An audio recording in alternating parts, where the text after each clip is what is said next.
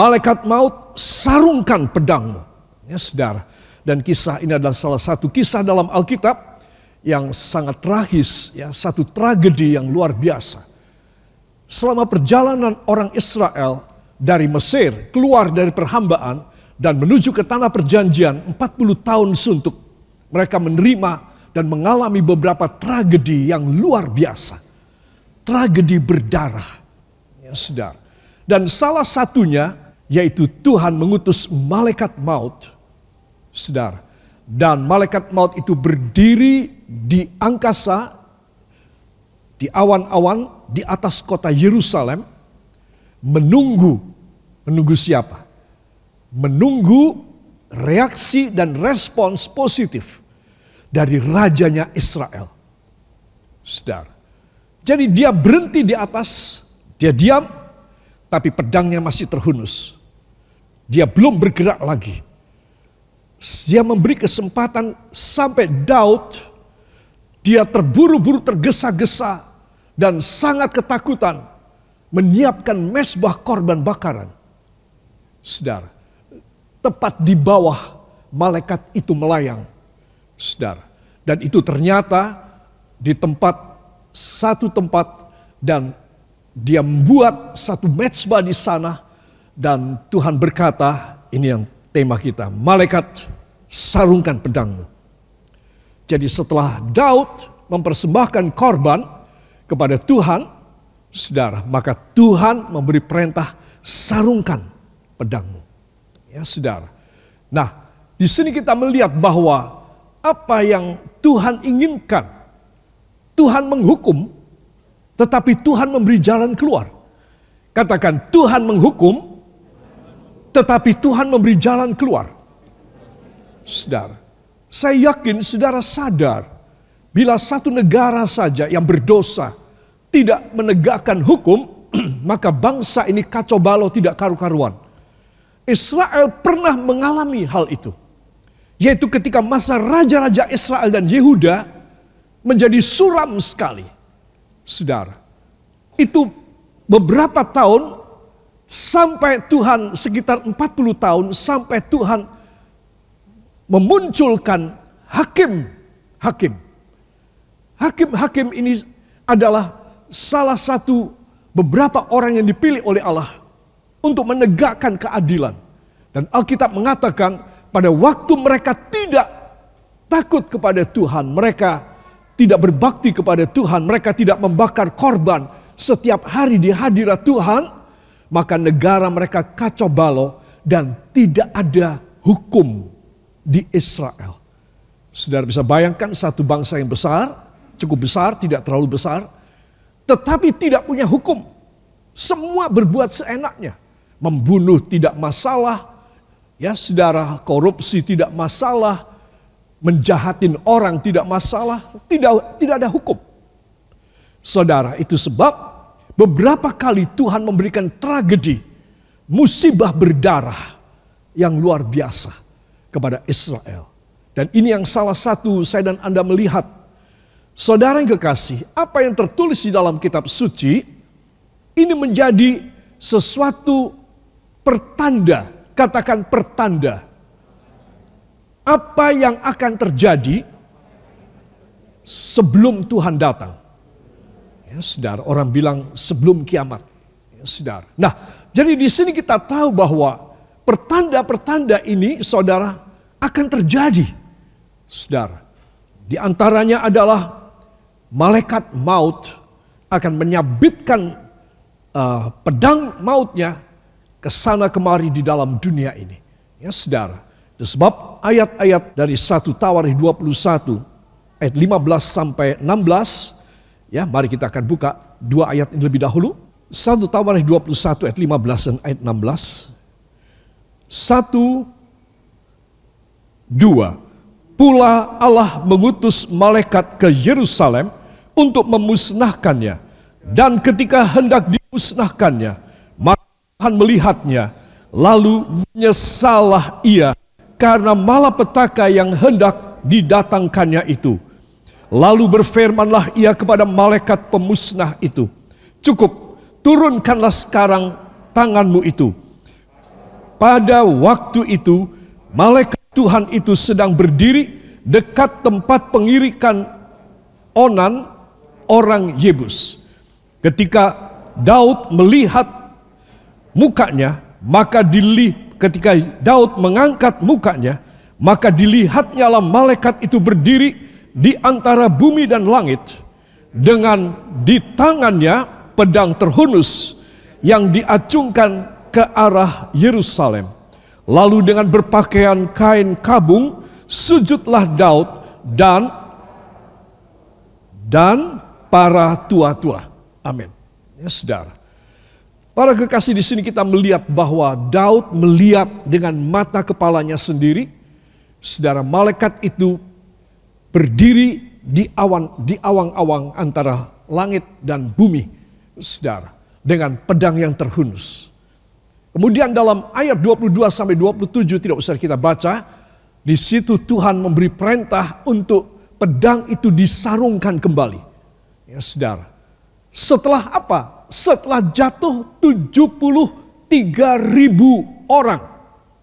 Dalam 3 hari, 73.000 orang mati. Ya, saudara. Nah, di sini kita melihat bahwa Tuhan memberi hukuman.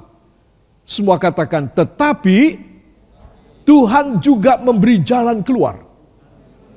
Saudara, ini keistimewaan dari apa yang Tuhan mau lakukan bagi manusia, supaya manusia sadar bahwa Dia Allah yang adil, Allah hakim di atas segala hakim, tetapi Dia penuh dengan belas kasihan. Amin. Ya, Dia penuh dengan belas kasihan. Itu sebab para kekasih, apa yang kita pelajari ini adalah satu pelajaran yang penting menjelang keadaan-keadaan yang luar biasa kacau dan chaos pada waktunya nanti. Saudara, saya mau sekilas supaya saudara tahu kesalahan Raja Daud dalam angka 1 Tawari 21. Orang dalam penghitungan Israel dihitung, ini yang menjadi sebab Tuhan murka kepada Daud, yaitu Daud membuat sensus tentara. Dia menghitung tentaranya, kedapatan seluruh Israel 1,1 juta, seluruh Yehuda kedapatan 470.000. Ya, sehingga semuanya 1,57 juta. Saudara yang kekasih, dia punya panglima perang, yaitu Jenderal Yoab. Dia cukup bijaksana. Yoab sendiri juga kaget. Masa kita punya orang segini banyak tentara, 1,5 juta lebih. Itu sebab Yoab tidak memasukkan perhitungan tentara dari suku Benyamin dan suku Lewi. Yoab punya pikiran begini, kalau aku masukkan, betapa sombongnya raja nanti. Itu sebab dia tidak memasukkan angka dari 2 suku ini. Ya, saudara.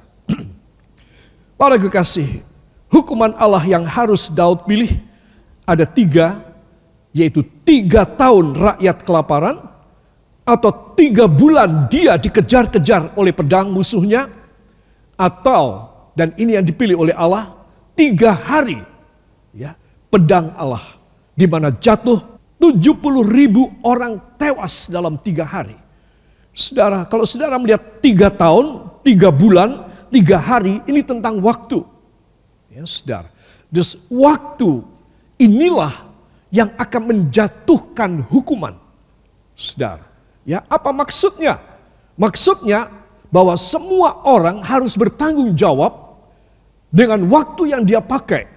Jangan sampai waktu yang dia pakai, saudara, untuk sesuatu yang salah, karena Tuhan juga akan menghukum dalam periode waktu juga.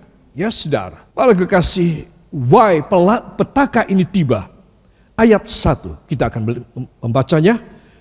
1 Tawari 21 ayat 1, saudara. Mari kita akan baca. 1, 2. Iblis bangkit melawan orang Israel dan ia membujuk Daud untuk menghitung orang Israel. Iblis bangkit melawan siapa? Israel. Saudara, caranya bagaimana? Saudara mesti tahu iblis itu lihai sekali. Dia caranya memakai Daud dan membujuk Daud. untuk menghitung orang tentara Israel. Saudara, selalu iblis mempunyai taktik dan strategi demikian. Dia tidak langsung menghantam satu bangsa yang besar. Dia merasa kewalahan dan Tuhan pasti akan melindunginya. Percuma aku mau memusnahkan bangsa Israel dan Yehuda ini, percuma. Karena tangan Tuhan menyertai mereka. Tetapi kalau bangsa ini sendiri yang menyakiti hati Tuhan, Tuhan akan turun tangan dan Tuhan akan menghukum mereka. Nah, itu yang kita senang, kata iblis. Dan selalu dia membujuk orang supaya Tuhan yang menghukum. Jangan dia, kalau dia yang maju dan menyiksa anak-anak Tuhan, Tuhan akan melindungi anak-anak Tuhan. Katakan amin. Ya, nah jadi saudara mesti tahu, ini ada taktik yang pintar sekali dari iblis. Saudara yang kekasih, why? Kenapa bisa dibujuk melawan Tuhan? Daud, orang yang begitu taat pun bisa dibujuk melawan Tuhan. Ya, nggak masuk akal ya. Nah, dan iblis berhasil dengan cara yang licik sekali. Tuhan dibikin sakit hati oleh Daud. Saudara, itu sebab saya akan menunjukkan 3 hal yang bisa membuat anak-anak Tuhan ini terbujuk. Yang pertama, sudah merasa hebat rohani dan jasmani. Sudah merasa hebat rohani dan jasmani. Ya, saudara. Jadi orang mulai menjadi diberkati dan dipercayai Tuhan mulai dari rohani. Katakan semua dimulai dari rohani.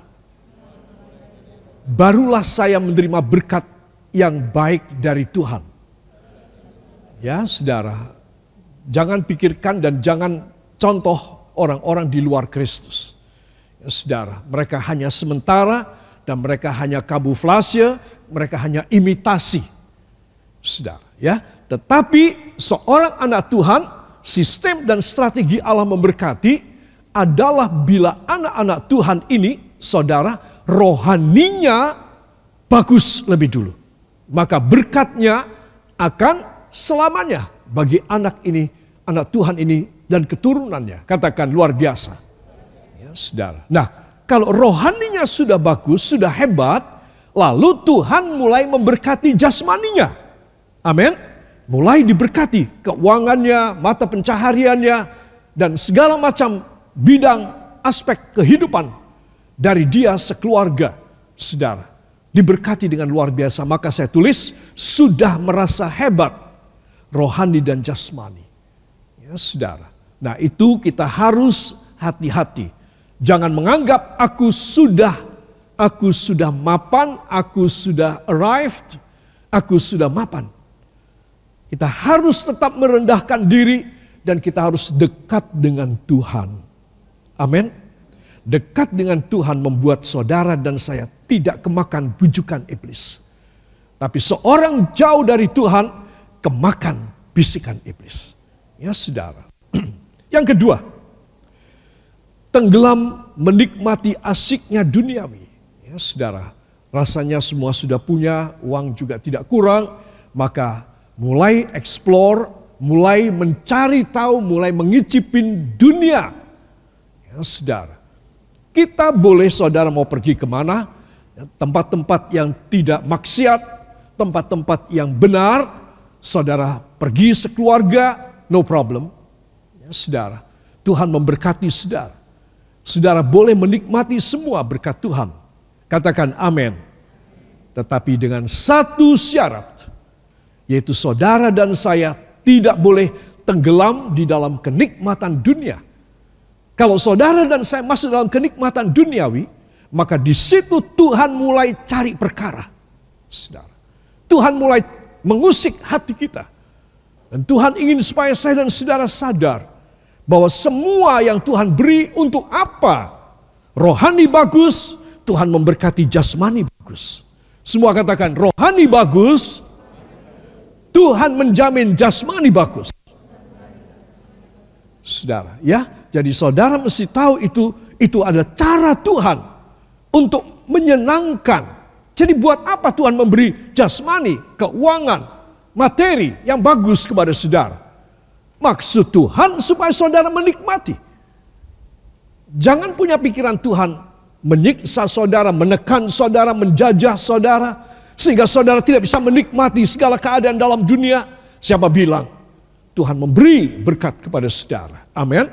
Semua katakan, dengan syarat saya sudah mempunyai rohani yang kuat.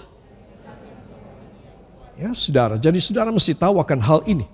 Jadi jangan saudara rohani tidak kuat, saudara tidak setia, tapi saudara punya uang, lalu saudara mau mengeksplor kesenangan dunia, saudara masuk dalam lumpur dosa.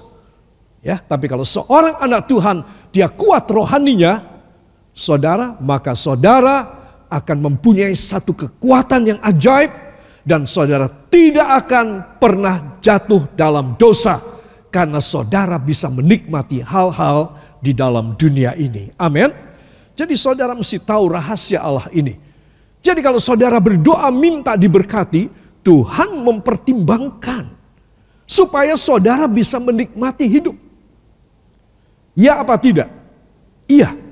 Jadi saudara, Tuhan mempertimbangkan semua permohonan supaya seseorang anak Tuhan menerima berkat lebih banyak. Tuhan pertimbangkan. Apa yang Tuhan pertimbangkan? Sekali lagi, rohaninya gimana? Jadi kalau rohaninya baik, saudara, Tuhan tidak ada penolakan. Dan Tuhan akan mencurahkan berkat kepada anak Tuhan ini. Para kekasih, itu sebab saya dan saudara perlu memperhatikan hal ini. Saudara, ya, dan ini satu hal yang penting. Yang ketiga, kenapa seseorang bisa dibujuk? Coba-coba berkarir tanpa bertanya kepada Tuhan. Coba-coba berkarir, berusaha, cari uang, ya, ingin maju, ingin sukses, saudara. Tapi tidak pernah bertanya kepada Tuhan. Saudara, bertanyalah kepadaku, maka aku akan menjawab kamu. Aku akan membuat jalan yang indah di hadapanmu. Satu jalan yang baru, yang mengherankan. Bahkan di padang yang gersang dan kering, aku akan membuat satu sungai. Apa? Sungai. Padang pasir yang kering dan gersang, aku akan bikin satu sungai buat kamu. Kalau kamu bertanya sama aku, tidak maumu sendiri. Saudara. Nah, seringkali yang anak-anak Tuhan lakukan, ketika rohaninya merasa sudah bagus, sudah kuat, maka dia tidak perlu dekat sama Tuhan, tidak perlu intim dengan Tuhan lagi, tidak perlu bertanya-tanya dengan Tuhan lagi. Dan itu berbahaya. Orang yang jauh dari perkataan Tuhan, dari bisikan Roh Kudus. Kalau saya bertanya sama Tuhan, Tuhan menjawab saya, dia membisiki saya. Kalau saya tidak ada bisikan Roh Kudus, saudara tidak ada bisikan Roh Kudus, iblis akan membisiki saudara. Iblis akan membisiki saya. Saudara, if we don't have the whispering of the Holy Spirit in our life, then the devil, the satanic power and authority from the hell will whisper to our ears. Akan membisiki telinga kita. Sama seperti Daud. Sayang sekali. Saudara, Daud sudah menerima banyak hal.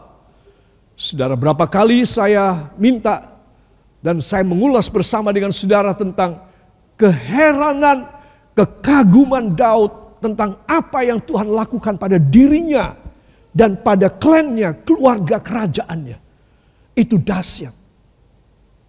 Ada satu kalimat Daud yang hebat. Dan Tuhan, itu semuanya masih kurang di mata Tuhan. Masih kurang di mata Tuhan.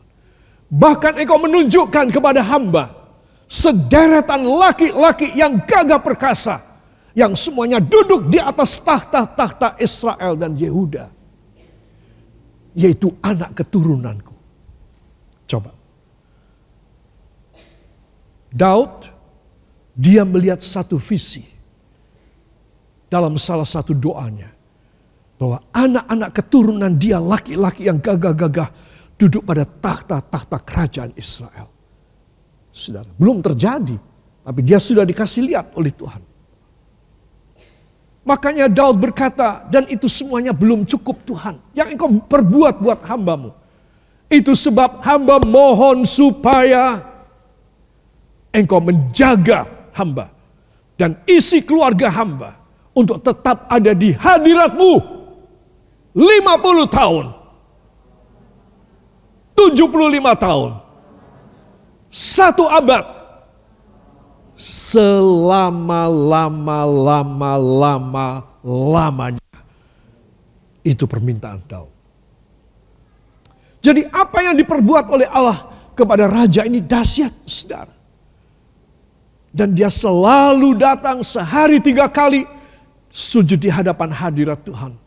Dan selalu dia mengatakan, siapakah aku ini Tuhan. Dia selalu mengatakan, siapakah Daud ini? Seorang yang tidak berharga, tapi engkau jadikan dia berharga dan berharga di matamu Tuhan. Sehari 3 kali dia sujud di hadapan hadirat Tuhan. Dia lepas semua pakaian kebesaran sebagai raja, semua simbol simbolik daripada kerajaan, dia lepas semuanya. Dan dia hanya pakai kain belaco, kain linen yang gatal. Kalau sekarang kain linen itu sudah halus, sudah putih. Ya, saudara, orang yang berduka dia pakai kain belaco itu putih semuanya. Halus, tidak gatal di kulit. Daud sehari 3 kali dia pakai baju yang kasar dan yang berat. Kain linen. Saudara, dan dia selalu mengakui bahwa semua anugerah Tuhan. Orang ini sudah cukup dekat dengan Tuhan. Entah iblis masih bisa membisikin orang ini. Heran ya. Jadi jangan ada seorang pun yang merasa dirinya kuat. Tetapi semua orang dia harus merangkul. Dia harus mendekap Tuhan Yesus di dalam hidupnya. Supaya dia selalu kuat dan berjaya. Saudara, contohnya Daud. Dan iblis berhasil membisikin dia. Wah, kayak apa senangnya iblis. Neraka, semua bersorak-sorai. Karena satu orang biji mata Allah sudah nurut pada bisikannya. Saudara. Nah, ini hal penting sekali para kekasih. Biarlah kita selalu dekat dengan Tuhan. Saya bilang begini. Karena nanti masa akhir ini, saudara, tidak ada satu orang yang bisa bertahan kalau dia tidak mempunyai satu perlindungan dari Tuhan dalam hidup dia. Anak-anak Tuhan harus tahu bahwa seorang dia harus dekat dan dia harus rajin, dia harus berbakti kepada Tuhan dengan setia. Itu ada maksud dari Tuhan. Jangan bilang itu kemauan pendeta ataupun itu peraturan gereja. Tidak, tapi untuk dia sendiri, saudara, supaya dia selalu ada di hadirat Tuhan. Kalau dia selalu berada di hadirat Tuhan, maka Tuhan tidak akan melepaskan dia. Ya, ingat, orang sudah begitu dekat semacam Daud pun bisa terbujuk. Ya, para kekasih, apalagi kalau seorang anak Tuhan, dia tidak sungguh-sungguh kepada Tuhan, ibadahnya, kebaktiannya kepada Tuhan hanya sebagai satu formalitas dan ritual, tradisional. Asal aku datang ke gereja, ya kalau enggak nanti ditanyakan. Tidak punya satu maksud di mana dia mau datang dan memperbaiki hidupnya di hadapan hadirat Allah. Ya, saudara, banyak orang Kristen bahkan melayani semacam saya sebagai pendeta, sebagai gembala sidang atau penginjil, atau teolog, atau guru Alkitab, tetapi tidak ada pertobatan. Saudara, bagaimana bisa memimpin orang lain? Bagaimana bertanggung jawab besok kalau orang-orang ini mati di hadapan Tuhan? Oh, saya takut sekali. Saya tidak mau ambil risiko. Itu bukan risiko besar banget, itu risiko yang sangat cilaka di dalam neraka. Itu sebab apa yang saya dan saudara paling bijak harus kerjakan, yaitu kita harus selalu bertanya dengan Tuhan. Katakan, saya harus selalu berkomunikasi dengan Tuhan. Kerendahan hati seorang anak Tuhan datang kepada Tuhan, itu dinilai oleh Tuhan. Ya, supaya apa? Supaya taktik dan kelihayan iblis tidak bisa menenggelamkan dia. Ya, tidak bisa membujuk dia. Para kekasih, itu sebab orang yang ingin berjaya harus perhatikan. Banyak anak-anak Tuhan setelah rohaninya kuat, imannya kuat, setia kepada Tuhan, punya jabatan dalam gereja, bisa ini, bisa itu, segala macam pelayanan. Dulu sama sekali tidak bisa, sekarang mulai banyak bisa melayani. Saudara, dan mulai tidak perlu bertanya kepada Tuhan, dan mulai sombong dan congkak. Ya, saudara, saya tulis ingin berjaya dengan sok berani menghadapi si kuat. Si kuat siapa? Si kuat adalah orang-orang sekitar saingan dagang dia, yang berkecimpung dalam dunia dagang yang semacam dia. Ya, itu si kuat. Dia punya modal, mereka punya modal lebih kuat. Si lihai, lihai itu karena orang tidak punya modal, tapi pinternya omong, pinternya menipu luar biasa. Ya, menghadapi si keji. Bagaimana seorang dia ingin menjadi besar, dia ingin sukses, dan dia lupa bahwa saingannya itu gak main-main. Orang duniawi itu tidak main-main. Mereka kuat, mereka lihai, dan mereka keji. Mereka tidak berperi kemanusiaan, mereka tegaan, raja tega. Saudara. Nah, itu sebab kita harus mohon kepada Tuhan. Saudara, banyak orang bertanya kepada saya kenal atau saya tidak kenal, saudara. Tapi bagaimana saya tidak sampai jatuh lagi, bagaimana saya tidak sampai bangkrut lagi. Ya, saudara, pertama-tama saya katakan bahwa Anda sudah jauh dari Tuhan. Kalau dekat dengan Tuhan tidak terjadi. Katakan, bila saya dekat dengan Tuhan, tidak terjadi. Semua kebangkrutan. Saudara, itu penting sekali. Angkat dua tangan saudara dan terimalah berkat dari Bapa. Oleh sebab itu para kekasih, terimalah damai sejahtera dan anugerah yang turun dari takhta Allah Bapa, Allah Putra, Allah Roh Kudus, Allah yang Maha Esa dan Maha Tunggal adanya, di dalam nama Tuhan Yesus Kristus, memberkati rumah tangga dan mata pencaharian saudara, memberkati masa depan hari tua anak-anak muda dan orang-orang yang sudah sepuh. Memberkati semua yang saudara usahakan. Teristimewa. Satu kehidupan yang dekat dengan Tuhan. Yang harus saudara usahakan mulai dari malam ini. Diberkati perjalanan saudara. Tiba dengan aman dan sentosa di dalam rumah saudara. Dalam kota, luar kota. Dan mujizat terjadi setiap hari pada saudara. Diberkati dengan pengurapannya. Dan segala korban kolekte dihargai, teristimewa, segala pengembalian persepuluhan saudara. Diberkati dengan luar biasa, sampai tidak cukup tempat untuk meletakkan berkat Allah. Sesuai dengan janjinya dalam Maliaki 3 ayat 8 dan 10, Ibrani 7 ayat 1 sampai 10. Diberkatilah saudara semuanya, tiba dengan aman dan sentosa di rumah saudara. Hanya di dalam nama Tuhan Yesus Kristus, Juru Selamat dan Penebus kami. Dan kita yang diberkati mengaminkan. Amin. Beri kemuliaan yang baik bagi Dia.